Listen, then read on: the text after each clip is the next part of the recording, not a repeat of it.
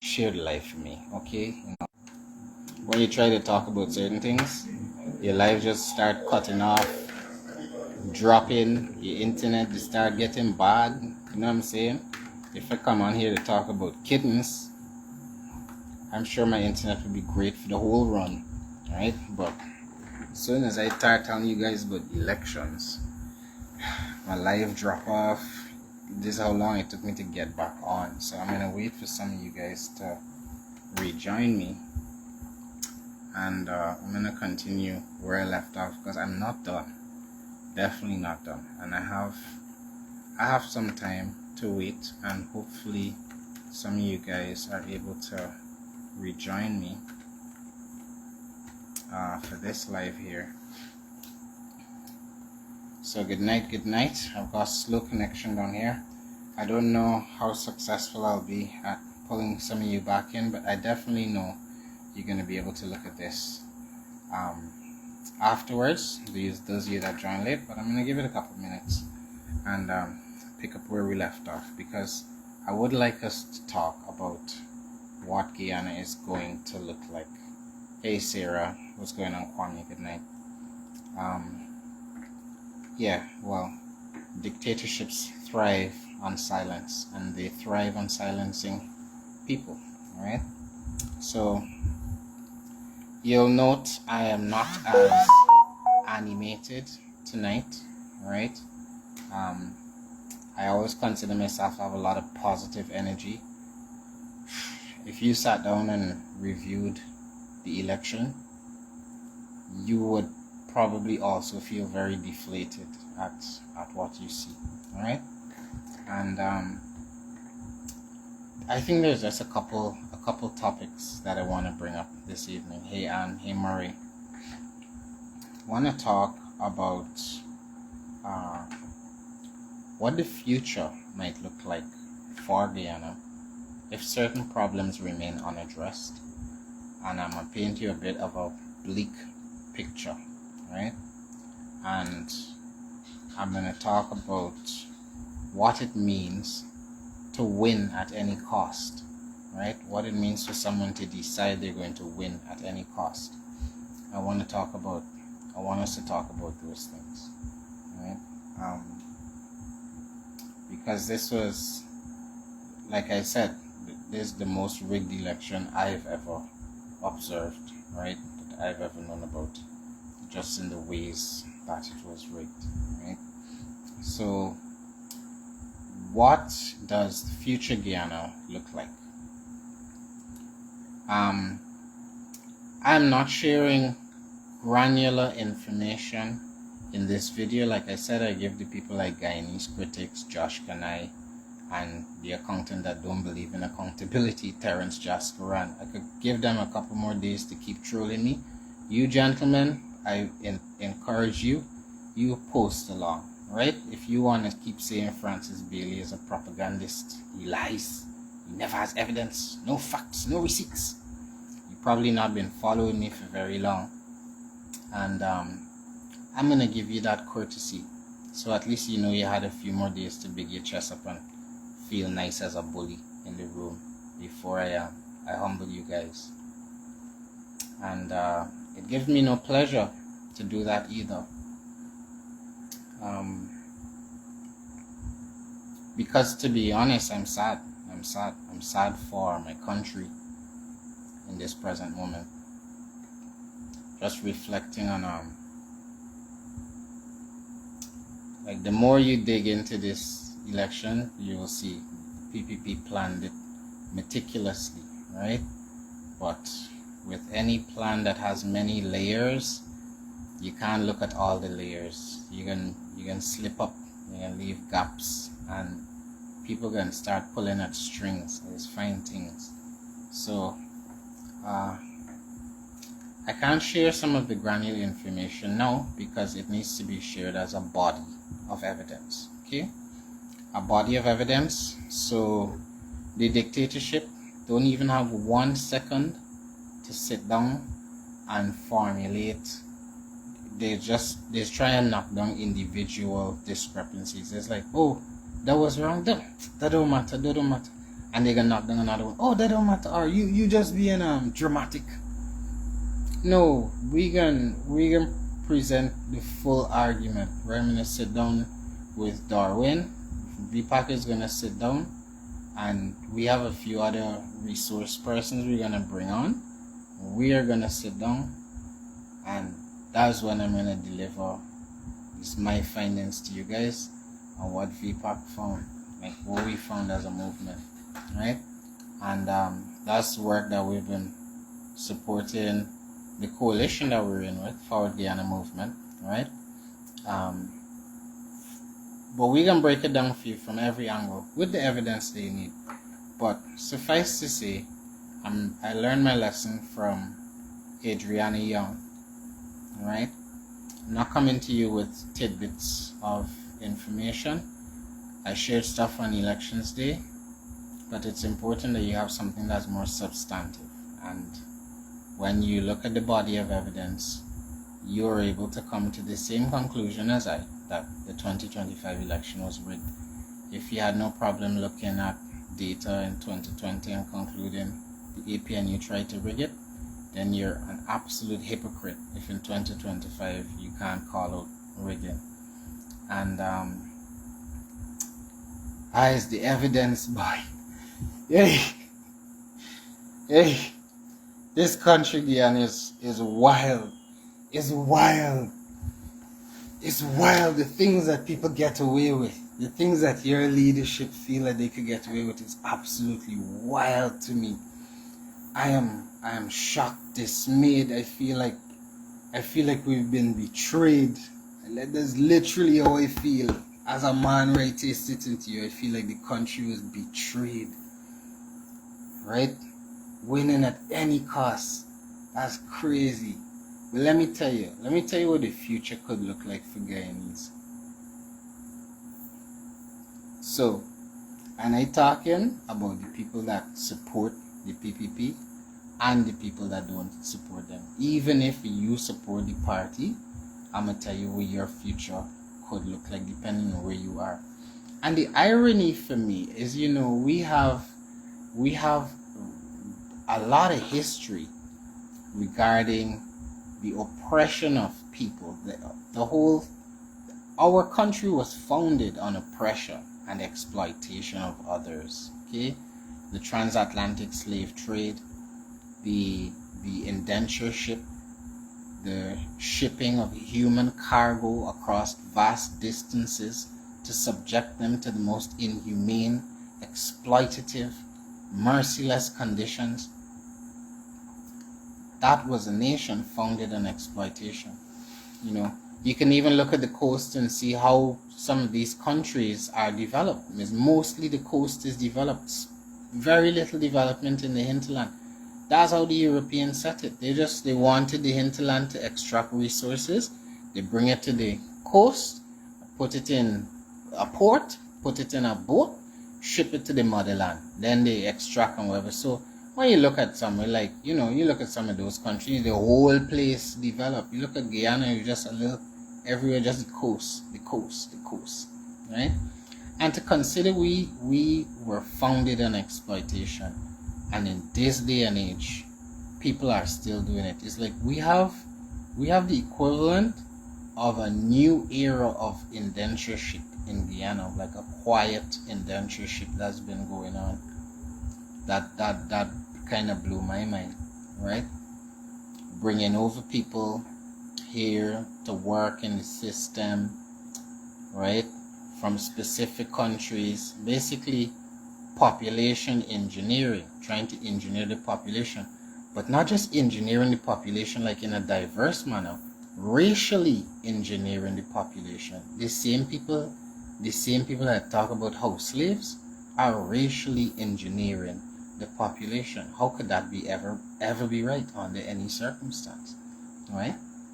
So if you are one of the people that doesn't see a problem with it yet, it's probably because you are supportive of the incumbent, you're supportive of the PPP, and you don't see how it could harm you, right? But what I would tell you, it's no different to how the plantation masters and slave owners of yesteryear operated. That's what's happening again. So think about it. When slavery ended, when the enslavement of Africans ended, right? Now you had the Abolition Act.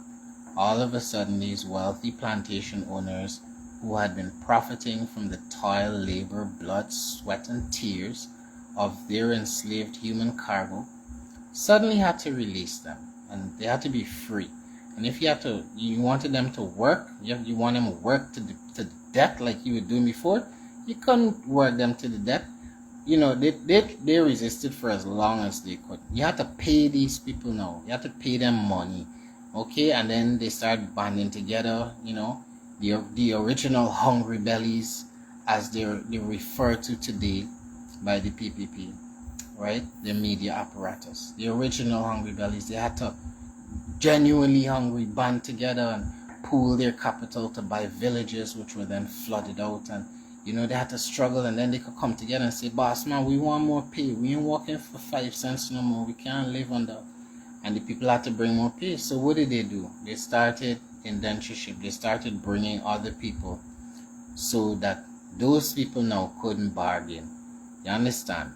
They replace, and listen, just hear me out before some of y'all think this is some racial discussion. I know how the PPP has schooled some people, basically miseducated some of you. Let's just have an adult discussion for once, right? Looking at history.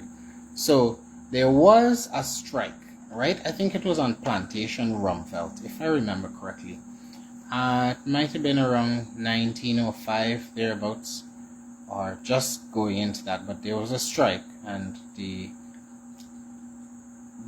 freed Africans, right, that were working on that plantation or estate demanded better wages. There were a few Indo-Guyanese that are East Indian indentured immigrants that were brought at that point. So there weren't enough workers to break the strike. So the Afro-Guyanese and the Indo-Guyanese, which they later became, that's one instance in history where I saw those people working together. Right? They joined together and they helped each other, demand better wages, whatever. And that strike was successful. They were able to get better wages. By the time there was another strike, some years later, which kind of gave rise to the labor movement, Hubert Nathaniel Critchlow and the like.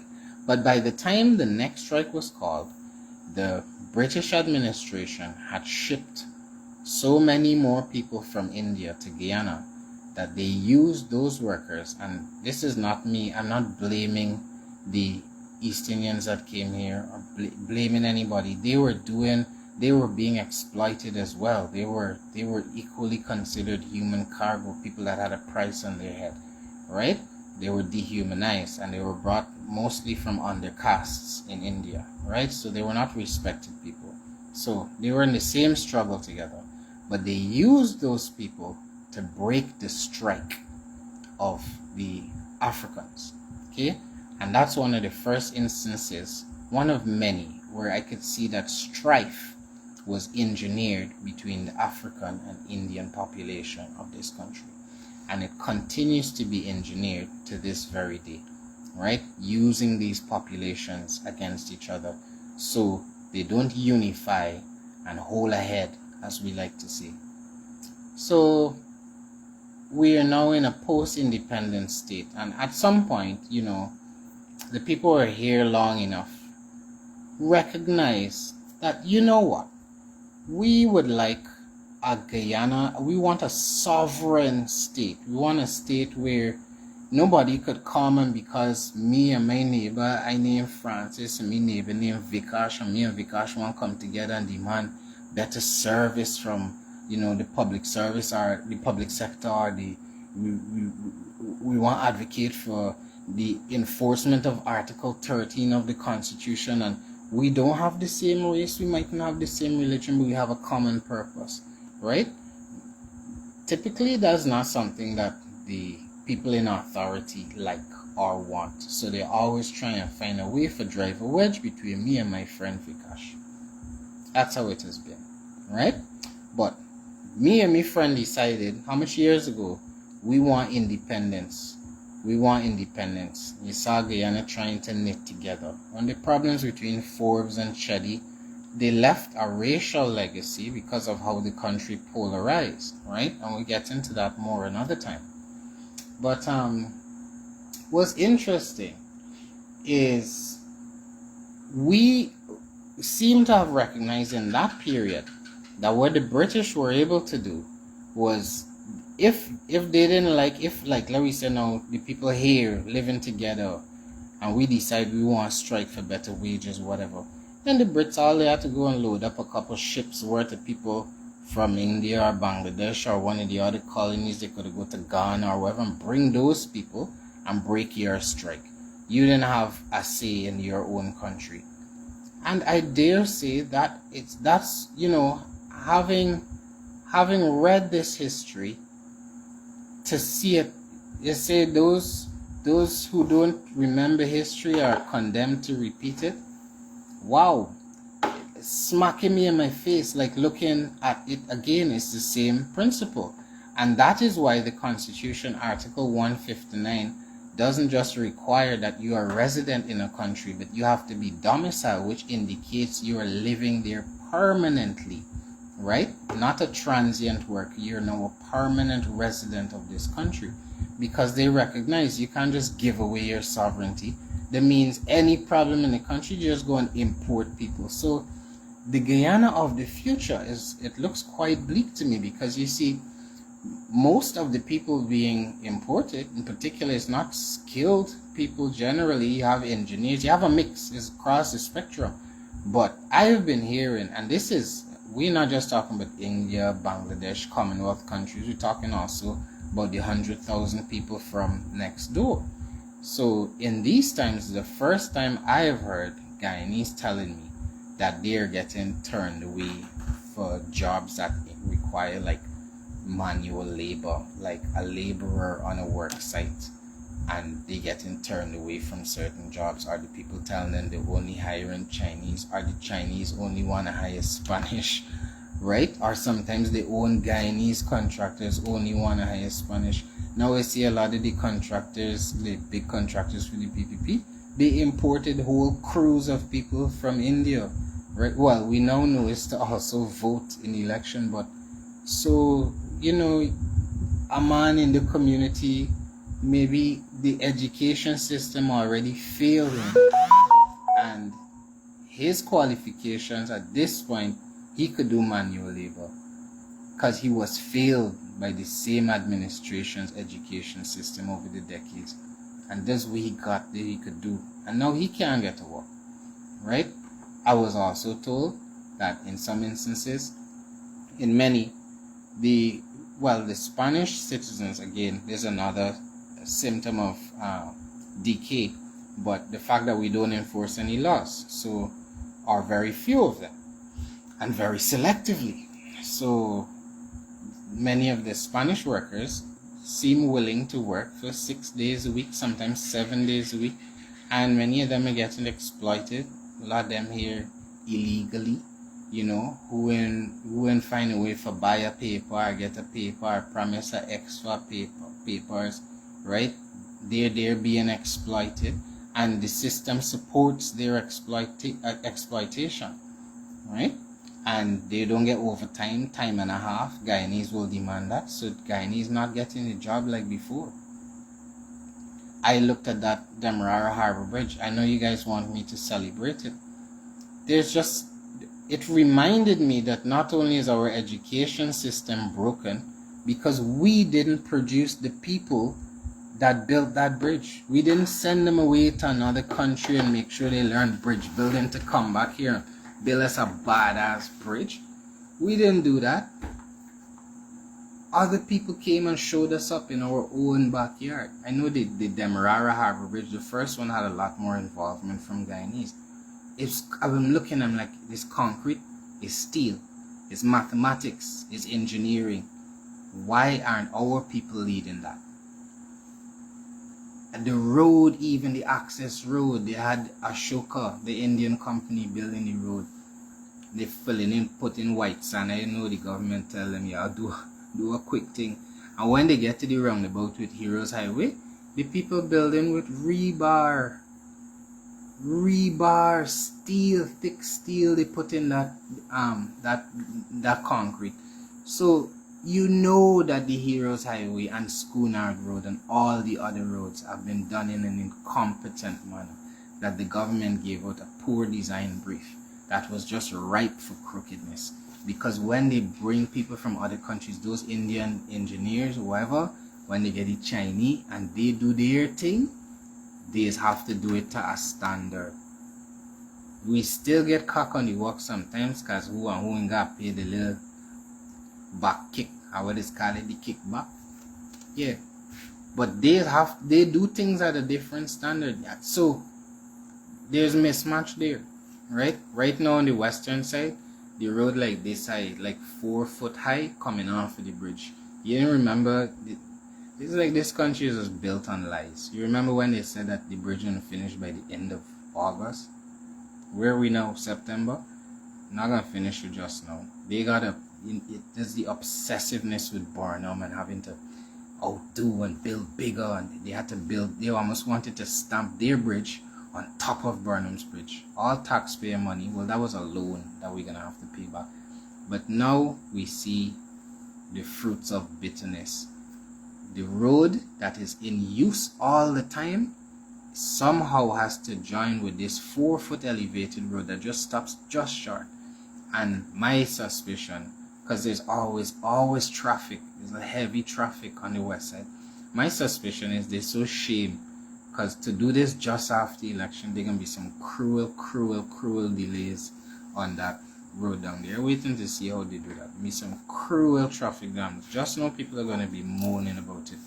But yeah, we're gonna put ourselves in a situation. This is the future Guyana, where even menial jobs are not accessible as they once were to Guyana. You become a 3rd, 4th, 5th class citizen, and does anyone's opinion matter anymore on anything? Does it matter if you're happy with the quality of your kid's education, or the fact your elderly mother was unable to see a doctor in time when she fell ill, or the quality of your roads, or any of the other things people that actually belong to our country would worry about, like the future?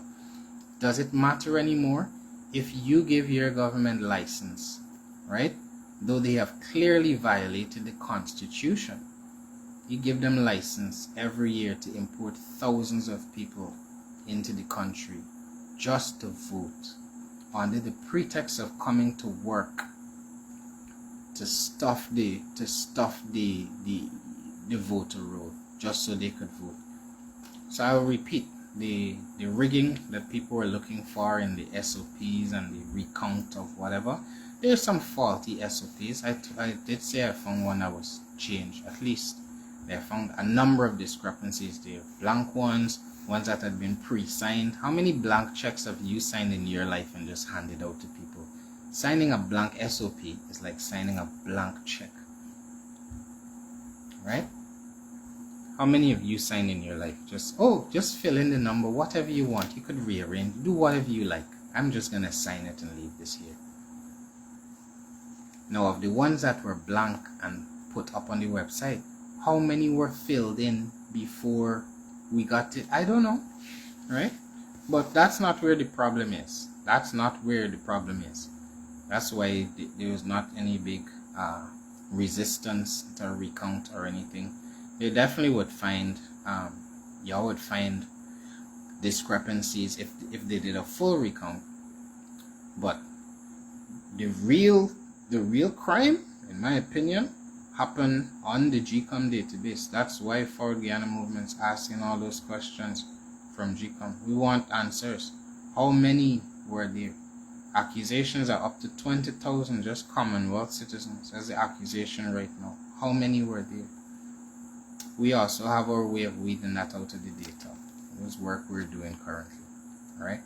So, yeah, Romel, bro, you're accurate. I agree with Romel. Romel says, "Cockwork brings constant employment." It sounds like it should be a government slogan. Let me. The PPP Cockwork brings constant employment. Join us now for 2025, right? Something, right? Cockwork Fest 2025, right? Boom, boom, right? I gonna work, right? Come and see our Bruck Road, the Biscuit Road special under the Lamata tent, right? Because you know you make a lot of Lamata construction, right? Hashtag, oh my gosh, did we pay for that? Oh my gosh, right? So, guys, I don't even know where I find it for crack couple joke with y'all. It's not even joke. It's just I'm so upset. I gone past upset. I wish I could sit here and just be ranting and right gone past vex. I going through the 5 stages of grief, my buddy, for my country. And this is not nobody to come and say, oh, Francis, you vex, you didn't win the election. We did very good. We got a seat in Parliament, right? We're going to be rotating that seat between Forward Guyana, the People's Movement, and VPAC. So at some point, I will be going to Parliament to represent your guys' interests, right? So we did accomplish something. In 2 months, I don't know any other parties set up in 2 months and run and win a seat in Parliament. I'm very proud of our achievement. My intention is to justify the seat that we've gotten and demonstrate to the people over the next few years that we deserve more. Okay, we're still willing to and working on collaborations behind the scene. Hear me? I'm stuttering. We're in contact with most of the opposition parties, right? And that's why I could tell you this evidence I'm talking about, it can be coming from all over. You can't shut down. At this point here, this is why I come to talk. There's nothing that can be done to reverse course, but I'm just, without sharing everything or much at all, right? Apart from the stuff I've already put up, I'm putting you guys on notice. The next couple weeks, y'all just stay locked in to the news that's going to be coming out. It'll be very eye-opening, and it should terrify you when you realize the depths these people go just to win at any cost, like literally giving away the country and violating the Constitution in the process, like spitting on the Constitution. Y'all might as well burn it.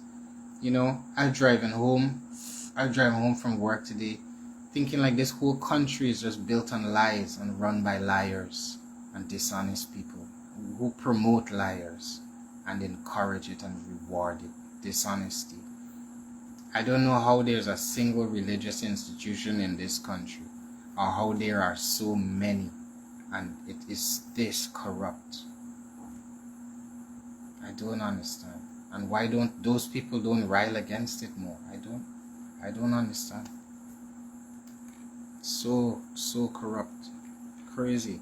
You telling me any Commonwealth country now, based on how these guys have a faulty interpretation of the Constitution, any Commonwealth country could decide they take an interest in us, they want our oil, whatever, and they just send 50,000 people to vote in our election?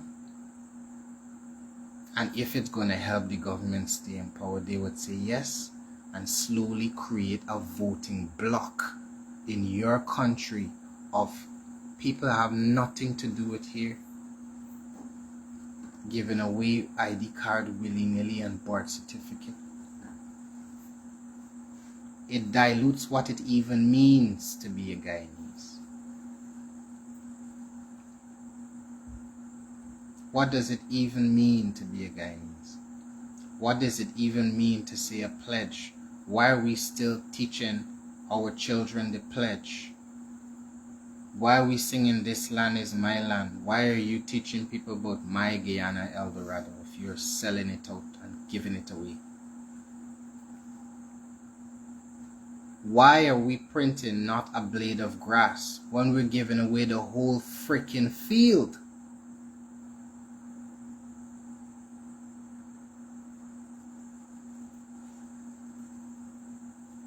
I wonder what Dave Martin would have said. In this moment here, I literally wonder what Dave Martin would have said. He'll probably cuss y'all because it's so disrespectful. It's all we have. It's our country. It's all we have, and all the other Guyanese. Because I remind you, they have a lot of Guyanese that was forced to leave here because of economic difficulty, because of victimization, because of malice, because of a lack of opportunity, because of systemic failure to ensure them their dues.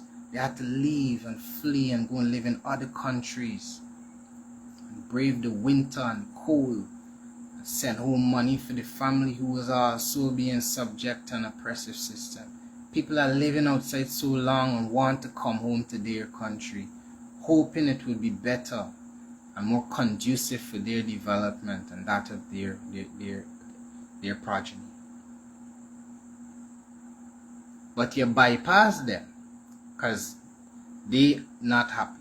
You bypass the locals. We try and disenfranchise them because they're not happy, and then load the dice with people you bring in on a largely ethnic consideration to vote. So the votes of, if it's like you in a household and you got vote on something and you parent don't like, you say all the children could vote, and you think all the children are gonna be happy, you gonna bring like 15 children from outside, just a random yard, and bring them in and be like, yeah, y'all can vote. They were picking leaves in the backyard, saying they have a right.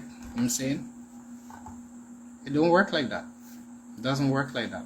I don't care how long it's happened. Someone said it happened in a previous election. Then that election was rigged. I didn't even ask if it was PNC or PPP. I didn't even ask because there's rigging. Rigging is rigging to me. So y'all, I just been sharpening my hashtag PPP riggers for the next 5 years. Hashtag hypocrites, right? You don't complain about rigging, and why do we even highlight things to just go and do the exact same and worse? This is worse. Jeez, literally giving away the country, boy. Like, hey, let me get to the weekend and whatever y'all do. I see a lot of things going on right now. Y'all sending people, attack people, whatever y'all do. This story coming out on this weekend. Say, if y'all don't hear it from me, my boy Darwin Prime, I send all the information to him. I got a couple people, everything I know, I send it to them. I take notes and things, and this for a while now. I take my notes and whatever, and I send out my files. I could perish in the night. I know tomorrow's story gonna run. Oh, Francis is the one y'all know. Right? Good. So I make sure at least the data trail is safe. So this weekend, we're gonna start ramping and start revealing the things that the PPP have done to basically stay in office. Even if it turned out that they would have won by even a 1 seat, or maybe they were going to go in a minority government. I don't know at this point. If they, like in 2020, the PPP won the election, I came out, I congratulate them. Y'all feel as, oh, he hate them, no, I hate corruption, I hate rigging, I hate cheats, I hate people that are cheaters, that have lost their moral compass and have debased themselves and therefore the nation in their lustful quest for money, for more, for things. What people do for things, I don't know. Sometimes I wonder if in this country, maybe I had the wrong upbringing for this country. That's not how I was brought up. To just seek after things all the time. I know that you help people and you try and serve people. You do a good enough job, you can make money doing that, you live your life comfortable. You go as you go, and your blessings will come your way and the time that they're meant to come your way. But you don't go and you don't throw all the rules out of the window to do it. I know about civility, and I live in an uncivilized society. I ain't calling you guys uncivilized, but all y'all know what I am talking about. It's become uncivilized from the very top. It's just for me. I don't know. I don't know, guys, but I just have to come on because I got some more work to do. And like I said, anything to do with elections, like with uncovering how and even thinking about the why, because often you think, why would they do this, right? Why? It's very depressing. I tell you, I'm always very cheerful. I come here very cheerful to you guys normally, but it's quite depressing to think of what these guys did and how they might try and justify it, but practically give away the country. And in my humble opinion, this is what I'm gonna cap it off with. If this is allowed to slide, y'all will never have another election in this country. Every single other election after now is a sham. If this slides, every single other election is rigged, because you could just bring thousands of people. Every year is no calculation. You don't even need policy. The house slaves Nandalao spoke about, that they handed out contracts to, and no even let them. People getting $1 million contract and thing for $100,000 work. No deadline, nothing. That's what they was sharing out money close to election. You know, even the people that be called hungry bellies and low lives that believe that they're benefiting from the little contract, just know you will not be needed. You're only needed temporarily. Your time is almost up. Another cycle from now, you bring another 40, 50, 60,000 people from the right Commonwealth countries. Who needs a hungry belly? What is a hungry belly? What is a low life? Those are just be people the police is just shooting and throwing in jail, quite likely at that point, if you even have anywhere to live. Because they will replace. They will replace you. That's what's happening. Right? And it's the working class I see being replaced. It's not limited to Afro-Guyanese, if you read into my hungry belly comment, right? It is the working class that I'm seeing being replaced, and that concerns me most of all because we have such a large working class population. You know how often it's beyond my mind that we have like 48% poverty in this country? I feel guilty to eat certain things sometimes. They just pop in my head. You know what I'm saying? I don't live a certain way because I have to respect down the road somebody don't have a meal. They don't have a meal for the day. So I don't live in a wasteful way to respect that. The other person's struggle, you know? So what do the working class do? And not just working class, when you think about other statistics, the more stats you know, the more you think about this. It's like, think how many people fail math and English every year consistently, and for how long that's happened. Think about the working class population not being fully able to capitalize on all the opportunities available to them because they have poor literacy or poor arithmetic skills, and there's not enough opportunity for remediation. What kind of work are they going to do? Maybe some cleaning job, maybe doing some security services, or having a small shop, or there's a load of different things that don't require, you don't have to have a big education or everyone should be educated, but you don't have to get a degree to do everything, right? But what happens to that large number of people that they count on be able to go to a job site and they could do some labor for a day and make money, or somebody knows that they could have a small shop, they don't have any paper or anything, but they have a small shop at their house and they make money like that. They could feed their children.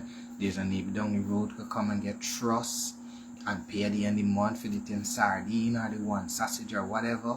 Their time's hard, and right? And those facilities are disappearing from our communities as the Chinese businesses move in and the small shops close one by one by one. And you see, a $200,000 cash grant, a $100,000 cash grant is no substitute for the dignity of man to know that he went out and he earned his money. That he work and he make his money. He didn't have to wait on a payout from the government. Now we gotta jump and crawl and beg and grovel every time the government says something. That's the danger of becoming a handout society. You gotta jump to the crack of somebody else's whip. And some people just want the dignity to know that they exist in a society where by their effort and their intent, they can thrive and survive. What's so wrong with that? And it's the disappearance of these things that has me very concerned. You know, when I heard the other day that truckers in Linden were being refused entry, well, they were given secondary or tertiary status. Priority was given to the Chinese, who have their own trucks and their own quarry and whatever. They were given priority over the Guyanese. That concerned me. Again, a working class issue affecting all races, and that's why I said whether you support the PPP or not, this will come to bite all of us in the ass. This like the rice eater with the rabies that don't give up. He biting everybody. You about to get a bite. You about to get a bite. Does the rice eater? Does the problem this? Alright? Guys, I just don't know. These analogies just come out of my head, right? Ever since I'm small. So forgive me. The rice eater one just came out of nowhere. But that's exactly what I mean. Alright? What happens to our people? And at the same time as those opportunities are closing for them, where are the other opportunities opening up? Is everybody going to become a road contractor? So many incompetent people building roads. You could clearly tell a lot of them are not even educated properly. And ultimately, Priya would notice, it comes down to a failure in the education system. That we don't even have teams of people that are capable of building a proper road, a bridge, a culvert, a sidewalk, basic infrastructural elements. We're struggling, but we're giving those people hundreds of millions of dollars to try a thing. It's become try a thing society. Right? That's the danger of nepotism. Somebody called me just now to say that these massive gas bottles, and use this as an opportunity to talk to you about that. You know, we saw recently a girl was injured after using the massive gas bottle. Massey came back to say the regulator was faulty. Now, if you followed the incidents where persons have been injured, sometimes disfigured horribly and maimed by Massey gas bottle explosions, you'll note that 99% of the time, when Massey chooses to respond, because you definitely, if you see me talk about it, I ring out Massey name, right? For some of the people that have been injured because their bottles, their faulty bottle heads, the cylinder pin. 99% of the time, Massey will come back and respond publicly, only if it was a problem with the regulator head. When their cylinder is shown to be leaking from the seal around the edges, and they don't compensate people. So I don't and will never buy Massey gas. I gotta really be hard up, or that's the only thing I could use. I had a Massey gas bottle. It changed my regulator. I would never buy a bottle of Massey gas again. It's the most disrespectful company to Guyanese people. And they can be like that because they know we have a government that's equally contemptuous and disrespectful of us and disregarding of our lives, right? And our well-being. So, a gentleman called me tonight and he said he made an observation. I'll share it with you guys. He bought a new cylinder of gas from Massey, and when he put the head on, he heard a loud right? He stopped it and he check on the Massey website for agents. You know, they're always telling you to only use the authorized head with the cylinder you buy from them. So he checked on Massey's website, and Massey led him to this particular supermarket. I'm gonna go there tomorrow and collect some footage, right? it led him to a particular supermarket that Massey said was selling their approved regulator. He went there, he said Massey sent, well, he saw them on the website, whatever, and they sold him this regulator. He put that on his bottle, and he heard this loud, he heard a loud hissing noise like gas was starting to escape very quickly. He turned it off. He called Massey now. Massey said, well, you have to come to the company now. So he went somewhere to the Massey location, and then he got the proper head that he's supposed to have.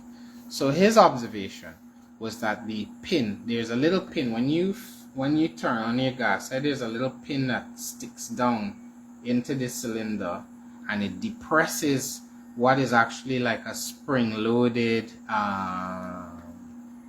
like a tiny spring-loaded pin, right? The cylinder pin.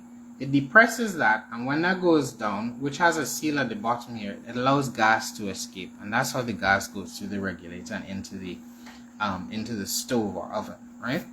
So he noted that on the regulator that he had bought from the store Massey sent him to, right, this pin was longer.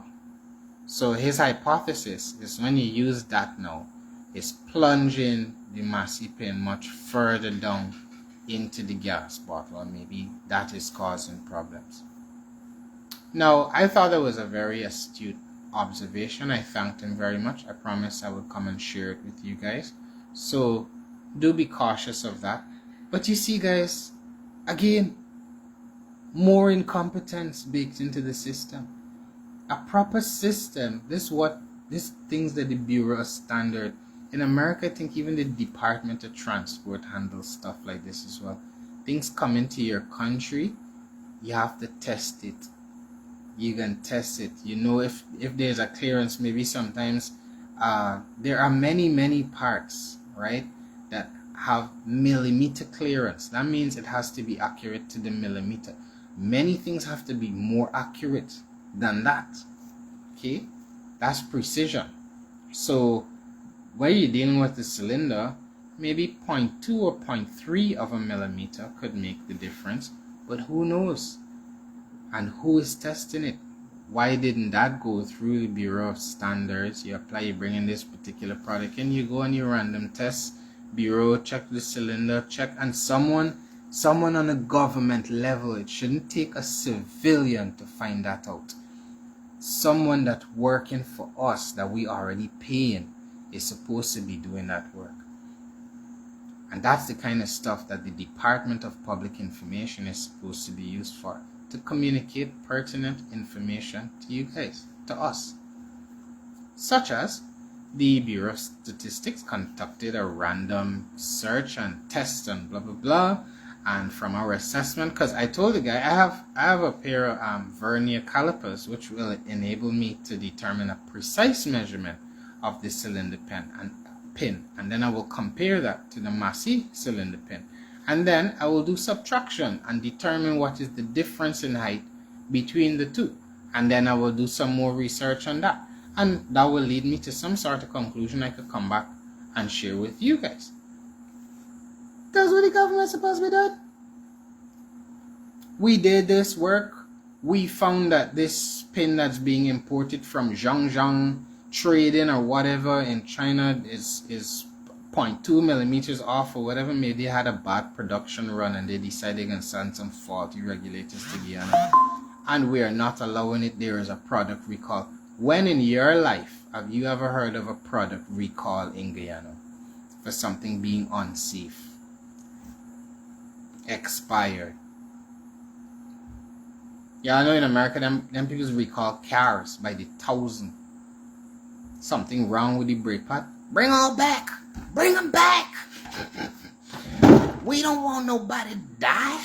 You know what I'm saying? If somebody dead and you can, because of you faulty brake pad, lawsuit it.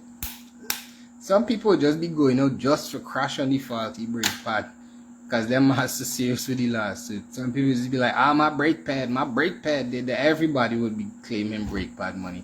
So when that goes down, them man's like, bring them back. And if they notice somebody, there's a government regulator, them people doing tests to make sure your thing is safe. They can call you and be like, hey, Chuck, nah, boy, you let this thing out the production line a little too soon. How much is it gonna cost you? And the Chuck is like, I just spent $55 billion. And he's like, I'm sorry, Chuck, but 55, you gotta bring it back, Chuck. I'm so sorry. I'm gonna write you up a thing here, and you can talk about it with the judge and blah blah blah blah blah. But I'm following the law. Not Guyana.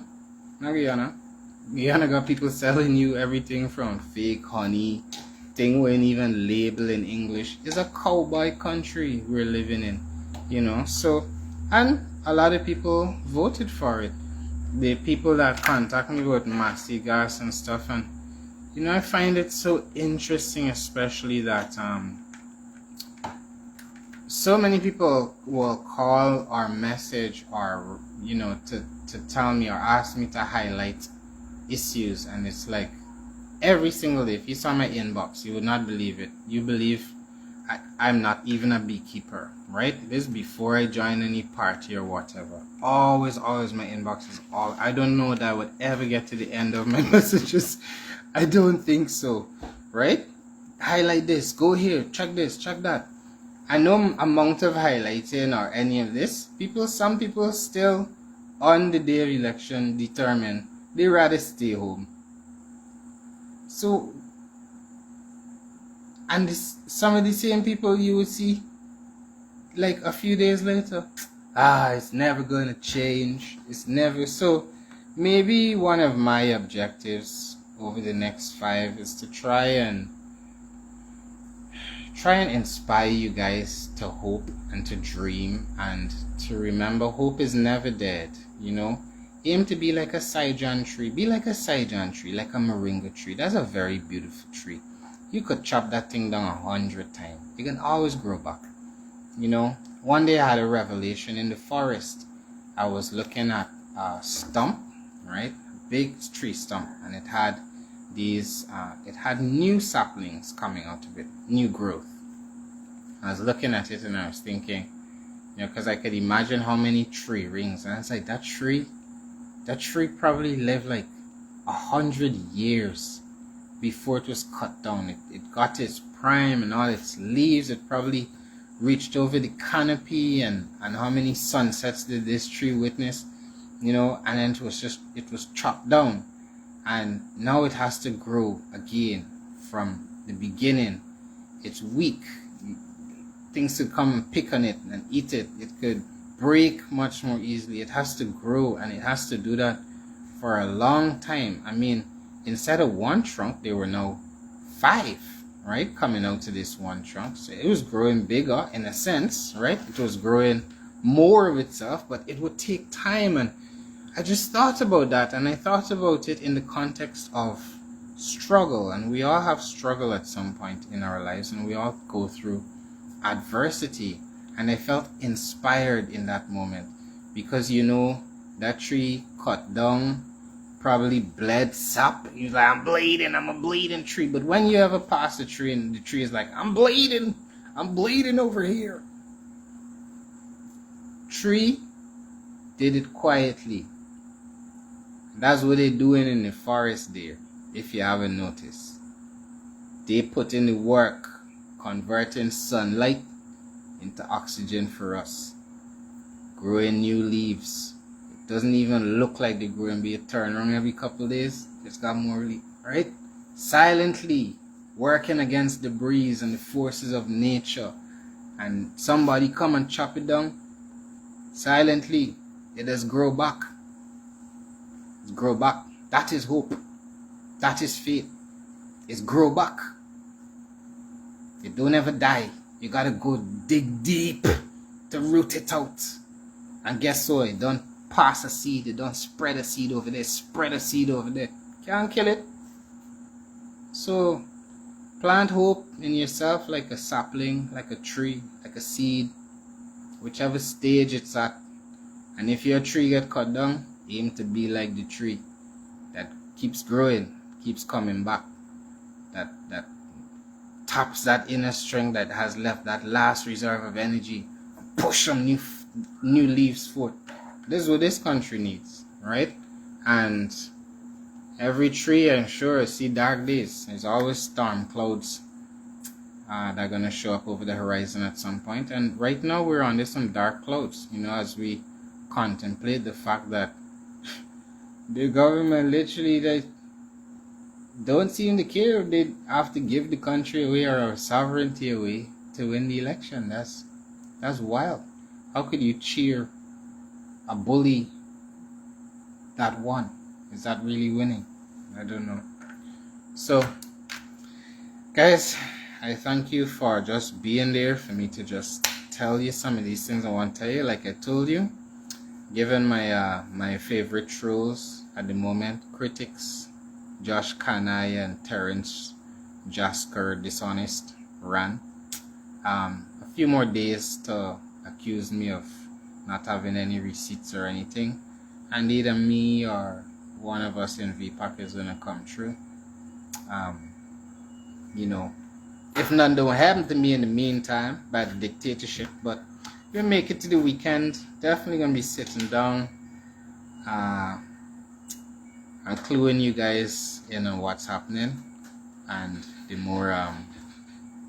more unbelievable bits of evidence. But I want to make sure we've turned every rock over and make sure there's nowhere else left to look, you know what I'm saying? Just do a nice clean. I wouldn't catch everything, it's impossible. I don't think we can catch everything, but enough, more than enough things that nobody could explain, my brothers and sisters. Nobody could explain these things to me. We got enough. We just make sure, just no stone uncovered and all that, no stone left unturned, and then we're gonna start talking because wow.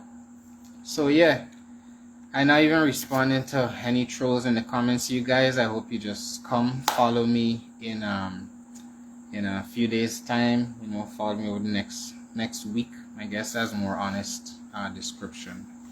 There's still a bit more to be done. So I'm gonna go now. I've been out since really early this morning.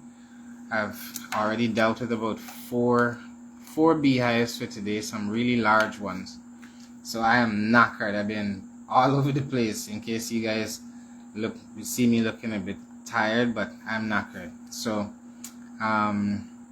yeah, that's what I want to say. My heart is very heavy for my country. If you love this country, if you love this country, if you love Guyana, you're always saying that, you're posting it, telling people, what does that mean to you? What does that mean to you? If you would watch your country get given away, if you would watch your constitution get violated, and you don't see anything about it. I always tell you guys, go and Google the Constitution of Guyana. The first few pages, you know, like scroll until you start seeing the acts, okay? And even for those of you with short attention span, scroll through it, familiarize yourself with it. It's our founding document.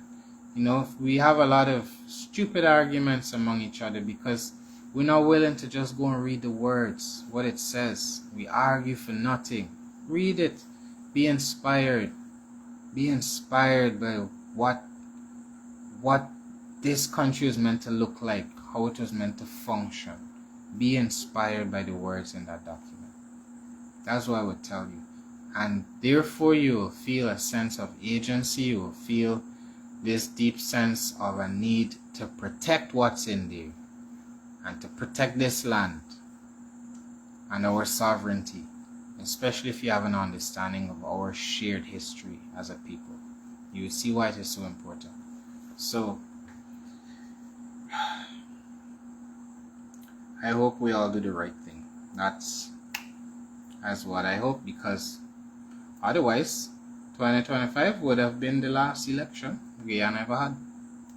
They could put it on TV or whatever, they could say the words election, whatever, but this is practically the last one, or maybe two. I don't know which one ever meant anything anyhow, but because of the rigging. But this here, the level of rigging here. So yeah, when y'all see me using hashtag PPP riggers for the next 5 years, don't have a word to say to me.